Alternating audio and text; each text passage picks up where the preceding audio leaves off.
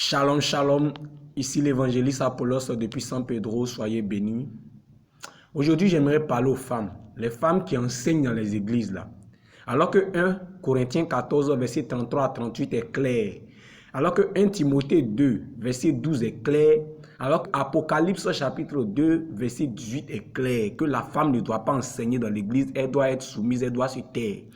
Moi, je leur pose question. Quand vous allez dans la chambre pour aller avoir les rapports sexuels avec vos maris là, c'est vous qui donnez la sémence à l'homme ou bien c'est l'homme qui vous donne la sémence? Est-ce que c'est l'homme qui porte la sémence et puis vous recevez pour concevoir l'enfant ou bien c'est vous qui donnez la sémence à l'homme?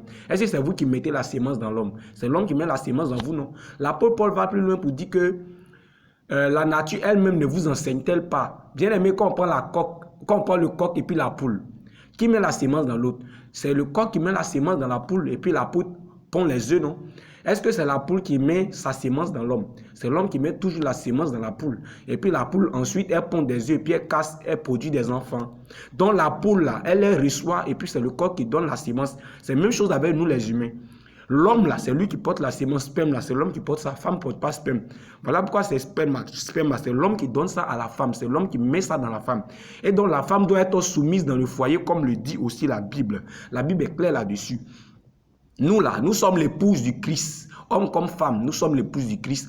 L'homme là, c'est Christ. Et puis l'épouse que nous sommes là, nous sommes la femme. Voilà pourquoi nous devons être soumises. Nous devons respecter les règles du Seigneur Jésus-Christ pour qu'à l'enlèvement, nous puissions partir.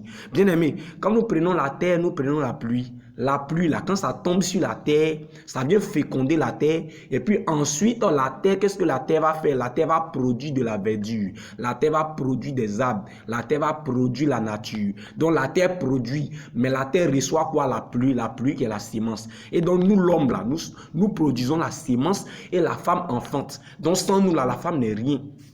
Donc nous, là, c'est nous l'autorité. 1 Corinthiens 11, verset 3 est clair que l'homme là est le chef de la femme et Christ est le chef de l'homme et Dieu est le chef de Christ. C'est comme ça les choses sont. Bien aimé, quand vous allez dans les autres religions, vous n'allez jamais voir la femme prendre l'autorité, la femme commander.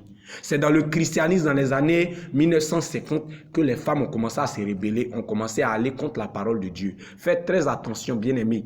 Il est écrit dans Apocalypse chapitre 2, verset 18 jusqu'au verset 25, Jésus-Christ dit, je lui ai donné le temps. J'ai donné le temps à la femme Jézabel qui veut prendre autorité sur l'homme là, de se repentir, de changer de comportement, de changer de vie. Mais elle ne veut pas se repentir de son impudicité. Si elle meurt dans ces bêtises-là, c'est enfer.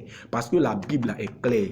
Dans Matthieu 12, 48, que c'est la Bible qui va nous juger. C'est les Écritures qui vont nous juger. Ce qui est écrit, vous refusez de suivre là. C'est ça qui va vous juger demain. Donc c'est ce que j'avais à vous dire. Faites très attention, vous les femmes. Très attention. Vous qui enseignez dans les églises, vous qui êtes pasteurs, apôtre. Nulle part dans la parole de Dieu c'est écrit. La femme a le droit d'être prophétesse, ça s'arrête là. Mais la femme n'a pas le droit d'enseigner la parole dans l'église. Elle peut prêcher, parce que prêcher et puis enseigner c'est deux choses différentes.